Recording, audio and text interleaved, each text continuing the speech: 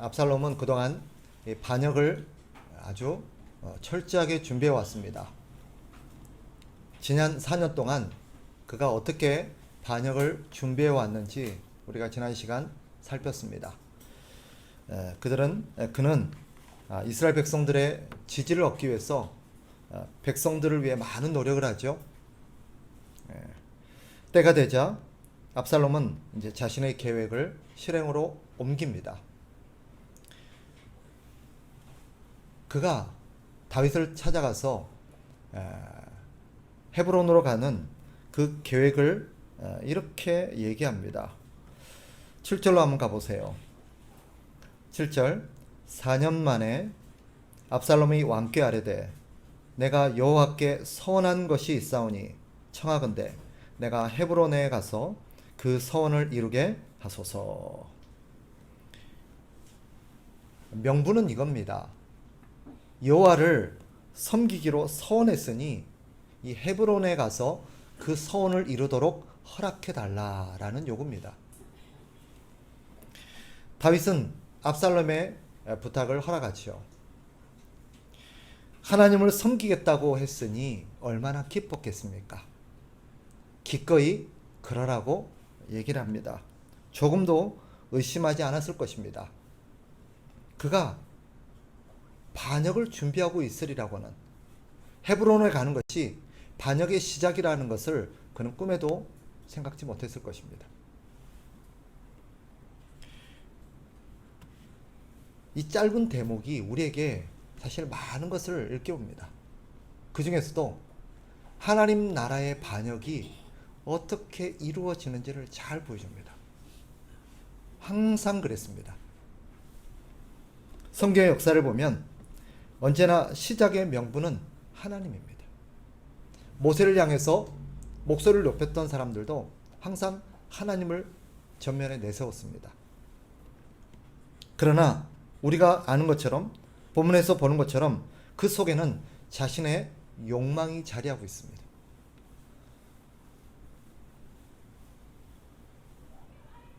이 대목은 사실 우리 시대에도 낯설지 않는 모습일 수 있습니다. 압살롬은 헤브론에 가서 정탐을 이스라엘 모든 지파에게 보냅니다. 내용은 이렇죠. 10절을 보세요. 이런 내용이 나옵니다. 너희는 나팔 소리를 듣거든 곧 말하기를 압살롬이 헤브론에서 왕이 되었다 하라 하니라. 이 나팔 소리는 반역의 신호겠지요. 그 나팔 소리가 들리거든 너희는 압살롬이 왕이 되었다라고 외치라는 것입니다. 압살롬이 왕이 되었다. 왜 이런 얘기를 할까? 지난 4년 동안 압살롬이 한 일이 무엇입니까? 백성들의 마음을 얻기 위해서 힘썼습니다. 그는 그런 노력의 기초에서 자신이 왕이 되었다고 하면 많은 백성들이 자기를 지지하고 따를 거라고 확신했던 것입니다. 이 압살롬의 예상은 적중하죠. 성경은 이렇게 말합니다. 12절 보세요. 12절에 보면 말미에 이런 표현이 있죠. 압살롬에게로 돌아오는 백성이 많아지니라. 그 소리를 듣자 압살롬에게 돌아오는 백성이 많아졌다라고 말합니다. 우리가 읽지는 않았지만 13절에도 보세요. 이 소식을 들은 전령이 다윗에게도 이 얘기를 하는데 전령이 다윗에게 와서 말하되 이스라엘의 민심이 다 압살롬에게로 돌아갔나이다 한지라. 민심이 압살롬에게 돌아선 겁니다. 이유가 뭘까요? 왜 백성들이 압살롬에게로 돌아섰을까요? 이유는 분명합니다. 압살롬이 왕이 되면 자신들에게 훨씬 이익이 되리라 판단한 것입니다. 지난 4년간 압살롬이 자신들에게 보여준 모습을 보니 저 사람이 왕이 되면 우리가 훨씬 살기가 좋아지겠다. 훨씬 우리에게 이익이 되겠다. 라는 생각을 한 거겠죠. 과연 그럴까요? 우리가 아는 것처럼 4년이 아니라 40년이라도 작정하면 사람의 마음을 속일 수 있습니다. 오죽하면 옛 속담에 10길 물속은 알아도 한 길 사람 속은 모른다 라고 했겠습니까? 그래서 성경은 뭐라고 가르치죠? 사람을 믿지 말라라고 가르칩니다. 이 압살롬의 반역이 시사하는 게 뭐냐? 이 성경이 이 압살롬의 반역을 이렇게 소상하게 기록해서 우리에게 알리는 까닭이 뭘까? 이는 단지 도덕적이고 윤리적인 어떤 문제를 언급하려는 것이 아닙니다. 이스라엘이라는 나라에서의 반역은 다른 나라에서의 반역과 의미가 달라요. 인류 역사를 보면 수많은 나라에서 이 반역이라는 것은 항상 있어 왔습니다. 우리나라에도 그랬지요. 그러나 이스라엘이라는 나라에서의 반역은 의미가 다릅니다. 왜일까요? 이스라엘이라는 나라를 건국하고 오늘까지 이 나라를 지키고 이끌어 오신 분은 하나님이십니다. 우리가 아는 것처럼 이스라엘은 하나님의 은혜로 애굽에서 구출되고 구원된 백성들입니다. 하나님은 그들을 구원하기 위해서 어린 양을 희생시키셨고 그 피로 백성들을 구원하셨습니다. 즉 이스라엘은 희생의 피값으로 세워진 나라라고 할 수 있습니다. 뿐만 아니라 이스라엘 되게 하셨었고 이스라엘을 지금까지 지키시고 이끌어 오신 분도 하나님이십니다. 그러니 이스라엘에서 반역은 무엇을 의미하냐? 그것은 단순히 세워진 왕에 대한 배신이 아닙니다. 하나님에 대한 배신이요, 하나님에 대한 반역입니다. 즉 다르게 표현한다면 하나님의 은혜를 망각한 결과입니다. 더 극단적으로 표현한다면 하나님의 존재와 하나님의 은혜를 부정하는 것입니다.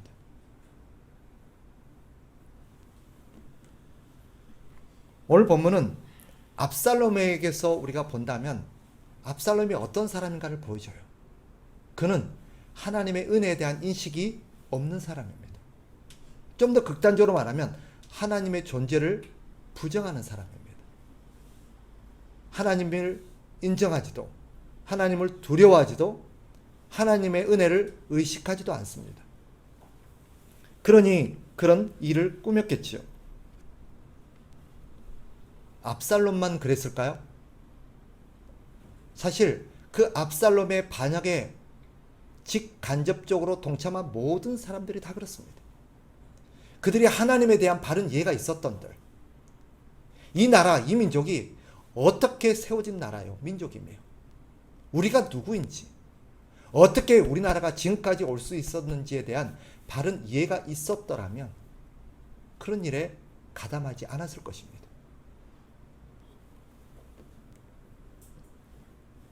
이 압살롬의 반역이 왜 중요할까? 당시 이스라엘 백성들에게만 중요한 게 아니라 오늘 우리 시대를 살아가는 교회 공동체인 우리에게도 중요합니다. 이 압살롬의 반역은 하나님의 은혜를 잊은 공동체의 모습을 그대로 보여주기 때문이에요.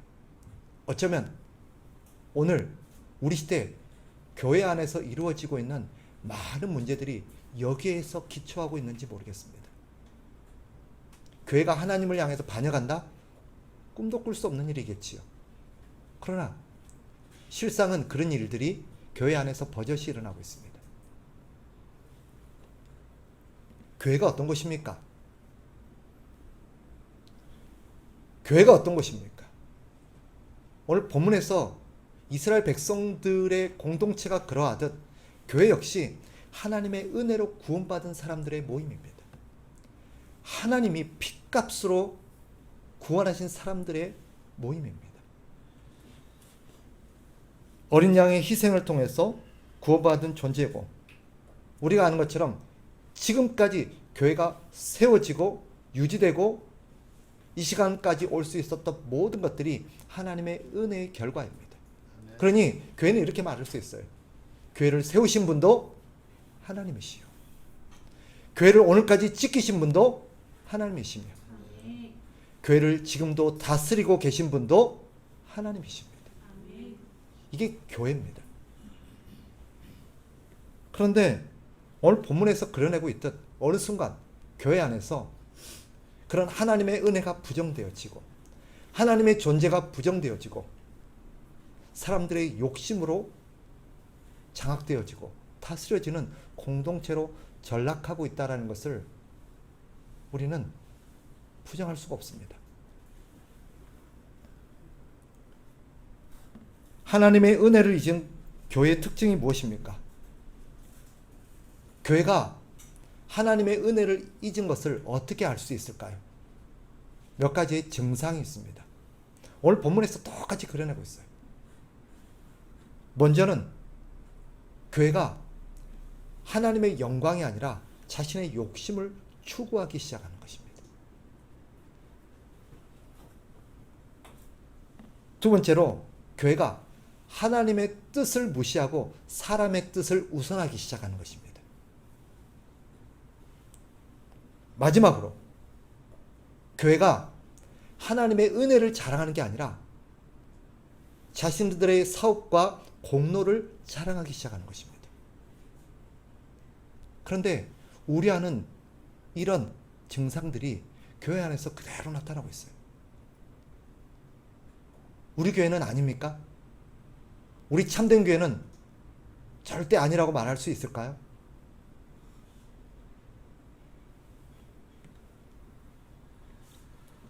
오늘 본문에서 또 하나를 우리가 주목하고 우리가 생각해야 되겠습니다. 그것은 아무런 생각 없이 압살롬에게 동참하는 무리들입니다. 11절 12절을 보세요. 같이 한번 읽어봅니다.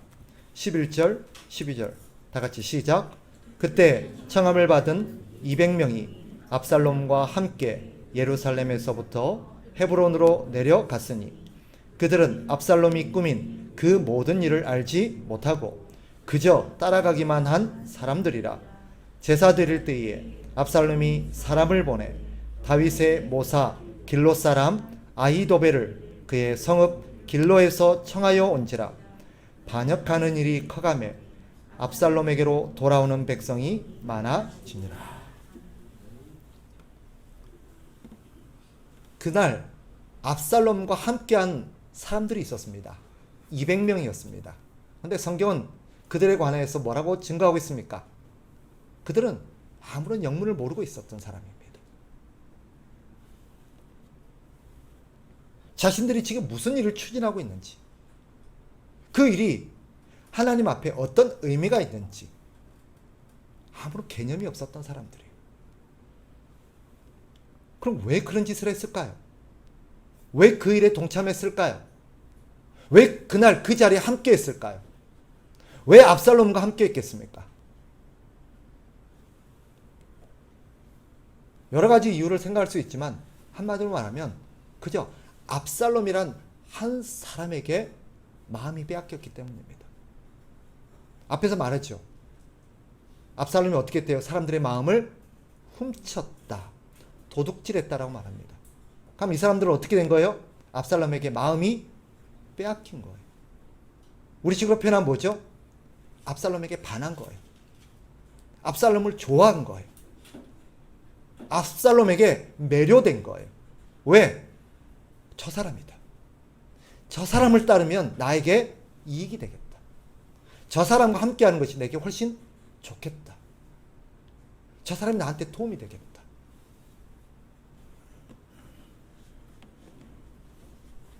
그 일이 옳은지 그른지는 이해하지 못한 채, 깨닫지 못한 채 그저 그 사람에게 좋아서, 그 사람에게 빠져서, 그 사람의 매력 때문에 그 사람의 하는 일이 옳은지 그른지 분별력 없이 따라가는 것입니다.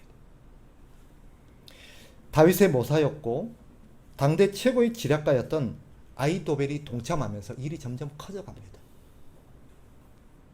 그가 왜 어떻게 그 일에 가담하게 됐는지는 성경이 침묵하고 있습니다. 어쨌거나 영향력 있는 한 사람의 동참이 얼마나 무지하고 어리석은 사람들을 그 일에 끌어들일 수 있는지를 잘 보여주는 대목입니다. 그래서 우리가 신중해야 돼요, 여러분. 적어도 교회 안에서 직분을 맡은 사람이고 어떤 역할을 맡은 사람이고 영향력 있는 사람이라고 한다면 더 말과 행동에 신중해야 합니다. 내 한 사람의 행동이 처신이 어떤 결과를 만들어낼 수 있는지를 잘 보여주는 한 단면입니다. 압살롬은 따르지 않았지만, 압살롬은 신뢰하지 않았지만 아히도벨을 믿고 따랐던 수많은 사람들이 있습니다. 저 사람이라면 믿을 만하다는 거예요. 왜? 아히도벨은 당대 뒤에서 보겠습니다만 다윗도 믿고 의지했던 사람입니다. 그런 사람이라면 틀린 말 하겠어?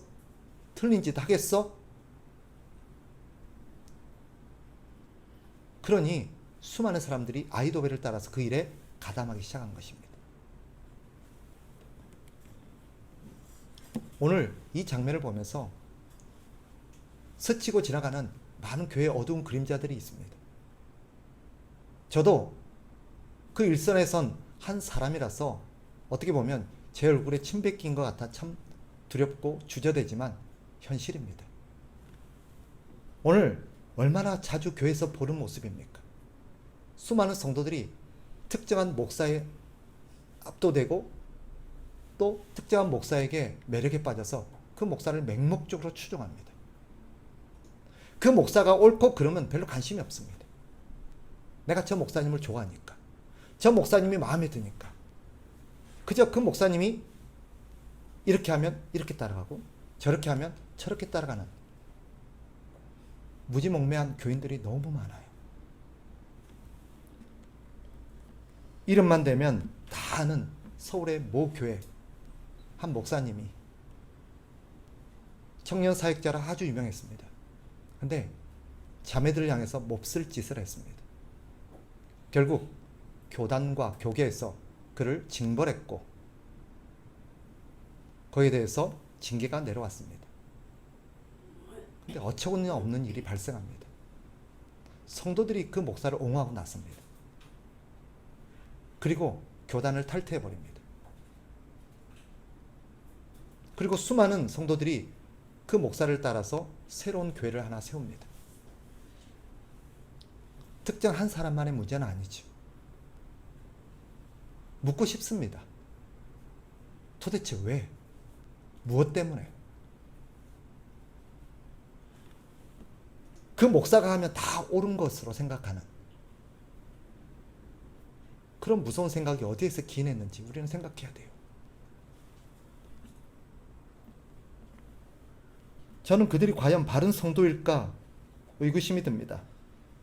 물론 오늘 본문에 압살롬과 함께했던 200명은 압살롬의 위선에 속았을 수 있습니다. 12절을 보면 압살롬이 그들을 이끌고 와서 한 일이 무엇입니까? 12절 제사 드릴 때라고 말합니다. 그들을 이끌고 와서 그 200명과 함께 압살롬이 했던 게 뭐예요? 하나님 앞에 제사하는 거, 예배하는 거였어요. 그 모습을 본 사람들이 이 압살롬을 어떻게 생각했을까요? 압살롬은 거기 왜 간다고 했을까요? 내가 하나님을 섬기기로 서운한 게 있으니 내가 하나님을 섬기고 하나님 위해서 살기로 결심했다. 나와 함께 하지. 그리고 그날 그 자리에서 예배가 드리면서 얼마나 많은 사람들이 은혜를 받았고 압살롬에게 매력을 느꼈겠습니까? 그는 사람들에게 말했을 수 있습니다. 나는 하나님을 위해서 일을 할 거다. 나는 너희를 위해서, 백성들을 위해서 내 한 몸 바칠 거다. 그러니 나와 함께 하자. 생각해 봅시다. 과연 그날 압살롬이 진정 하나님을 위해서 그런 행보를 내디뎠을까요? 그의 마음속에 진정 백성들을 향한 애끓는 마음이 있었을까요?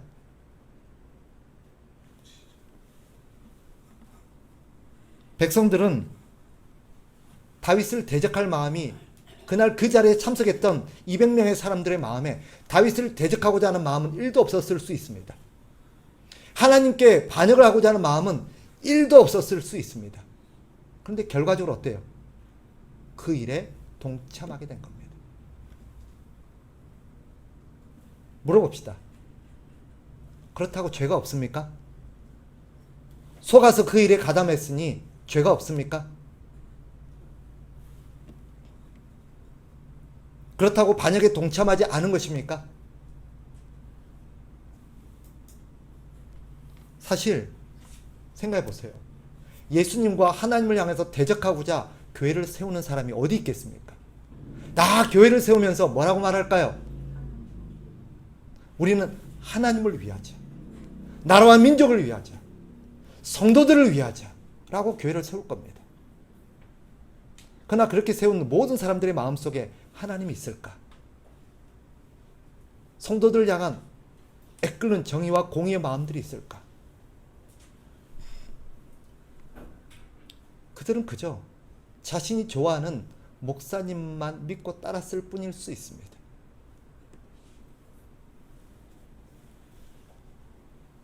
목사라고 다 옳습니까? 목사가 하는 말은 다 진리입니까? 같은 개념에서, 같은 맥락에서 우리는 내가 좋아하는 장로님이라고, 내가 좋아하는 권사님이라고, 내가 좋아하는 집사님이라고 무조건 따라서는 안 됩니다. 오늘날 그런 일이 교회 안에서 얼마나 많이 이루어집니까? 교회 안에서 파벌이 왜 생기죠? 분파가 왜 일어납니까? 교회 분열과 갈등이 왜 일어납니까?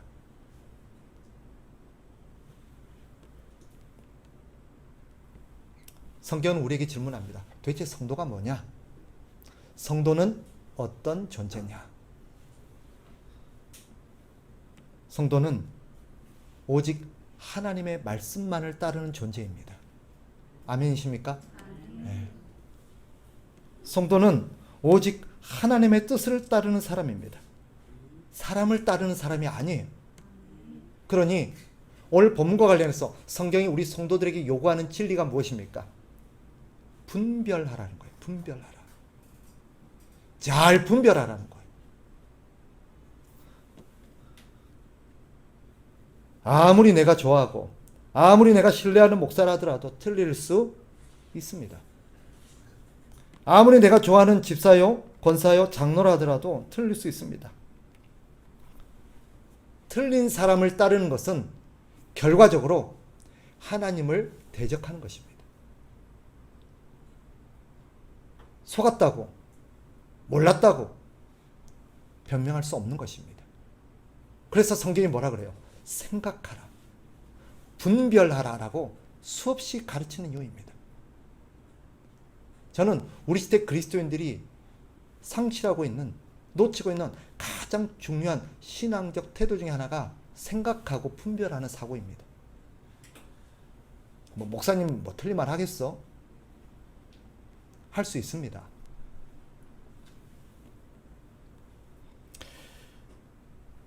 그러니 분별해야 합니다.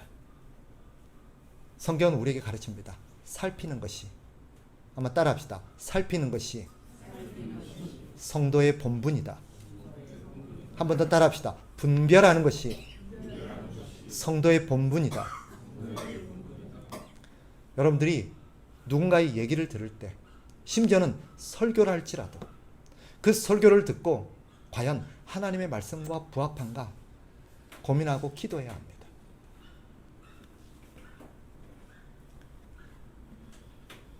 말씀을 정리하겠습니다. 저를 보세요. 여러분을 섬기고 여러분과 함께하는 저 역시 완전한 사람이 아닙니다. 여러분이 분별해야 될 분별의 대상입니다. 그렇다고 덮어놓고 딴지를 걸라는 뜻은 아닙니다. 생각하고 그것이 하나님의 말씀에 부합하면 어떻게 해야 돼요? 순종해야죠. 그때는 손해가 오더라도 순종해야 되는 것입니다. 왜? 옳으니까. 그게 맞으니까. 그러나 그 말이 하나님의 말씀에 비춰서 저건 아니다. 그러면 따르면 안 되지요. 따르면 안 되지요.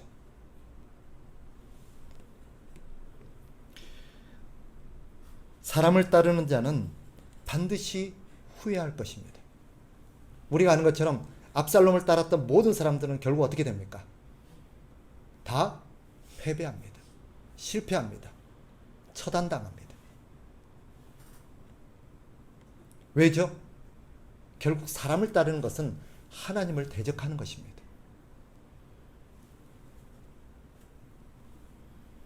사람은 자기 욕심을 위해서 일하지 하나님과 사람을 위해서 일하지 않습니다. 그러니 오직 우리는 하나님만을 따라야 합니다. 사람을 위해서 일하는 존재는 오직 하나님밖에 없습니다. 오직 하나님만이 사람을 위해서 일하십니다. 그럼 사람이 사람을 위해서 일할 때는 어떤 경우일까요? 두 가지의 경우밖에 없습니다. 첫째는 자기 욕심을 위해서 사람을 위해 일합니다. 이런 사람들 국회에 많이 있죠, 그죠?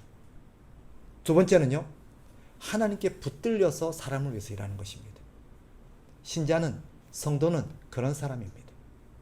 목사는 그런 사람이 돼야 합니다. 자기 본성과 자기 어떤 기질로는 자기 욕심을 위해서 일할 수밖에 없는 존재예요. 그럼에도 불구하고 목사가 성도를 위해서, 교회를 위해서, 하나님을 위해서 섬기고 일할 수 있는 것은 딱 한 가지의 경우밖에 없습니다. 하나님을 그를 붙드셔야 합니다. 그래서 여러분들이 기도해야 될 게 한 가지가 뭘까요?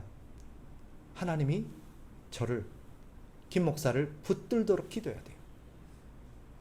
저 역시 하나님이 붙들지 않으면 압살롬처럼 될 수밖에 없습니다. 압살롬처럼 될 가능성이 농후한 사람입니다. 그러니 하나님 저를 붙들어 주십시오. 기도하셔야 돼요. 세워지는 직분자들 역시 마찬가지입니다. 그 사람들 하나님이 붙들지 않으면 어떻게 할까요? 그 직분을 이용해서 자기 속을 채울 사람들입니다. 자기 유익을 추구할 사람들입니다. 그러니 어떻게 해야 돼요? 하나님, 저 직분자들 붙들어 주십시오. 압살롬처럼 되지 않도록 우리가 기도해야 합니다. 그리고 오늘 성경에 우리에게 일깨우는 또 하나의 사실이 무엇입니까? 우리가 지금까지 살아왔던 모든 것들이 하나님의 은혜라는 것입니다. 은혜로 살아왔습니다. 은혜가 우리를 붙든 결과입니다. 특정 사람이 아닙니다. 우리 참된 교회가 세워지고 오늘까지 올 수 있었던 모든 것들은 누가 하신 것입니까? 하나님이 하신 것입니다. 제가 한 번씩 말씀드리죠. 제가 없어진다고, 김경식 목사가 참된 교회에서 없어진다고 교회가 무너지지 않습니다. 하나님은 저보다 훨씬 신실하시고 훌륭한 하나님의 사람을 세워서 교회를 더 잘 이끌어 가실 수 있습니다. 그럼에도 저는 믿습니다. 지금 이 자리에 내가 있을 수 있는 것은 아직 하나님이 나를 통해서 뭔가 하실 일이 있기 때문이라는 것을. 그 일이 끝나면 더 이상 제가 이 자리에서 할 일이 없으면 하나님이 저를 이 자리에서 내려오게 하실 겁니다. 아무리 제가 이 자리를 지키고 고수하려고 할지라도 하나님이 내려와라 하실 겁니다. 방법이 없어요. 그러면 우리 직분자들에게 말씀드립니다. 그 자리 역시 마찬가지입니다. 하나님이 뭔가 뜻이 있어서 여러분을 그 자리에 세우신 것 뿐입니다. 어떤 자리에서 어떤 일을 하게 될지라도 하나님이 나를 통해서 하실 일이 뭔가를 기도하며 나가야 합니다. 그렇지 않으면 내 욕심을 채우는 압살롬이 내 안에서 일어날 겁니다. 마지막 한 가지, 오늘 성경이 우리에게 가르치는 것이 무엇입니까? 교회는 어떤 공동체가 되어야 됩니까? 오직 하나님의 말씀을 따르는 공동체가 되어야 될 줄 믿습니다. 가슴에 새기셔야 돼요. 우리 참된 교회는 오직 하나님의 말씀을 따른다. 그 어떤 것도 하나님의 말씀 위에 설 수 없다라는 원칙이 우리 모든 성도들의 가슴속에 새겨져 있어야 합니다. 누구도 하나님의 말씀에 위에 설 수 없습니다. 오직 교회가 추구해야 될 것은 하나님의 영광입니다. 교회는 사람의 유익을 추구해서는 안 됩니다. 무엇이 우리에게 유익한 길인가? 그것은 하나님의 영광을 추구한 결과로 하나님이 주시는 선물이지 우리가 추구해야 될 목적은 아닙니다. 그러니 우리의 유익을 도모하지 마시고 우리의 기쁨과 만족을 도모하는 공동체가 되어서는 안 됩니다. 저와 우리 직분자들에게 말씀드립니다. 사람을 위해 일하지 마십시오. 하나님을 위해서 일하셔야 돼요. 하나님의 영광을 위해서 일해야 합니다. 그러라고 우리가 존재하는 것입니다.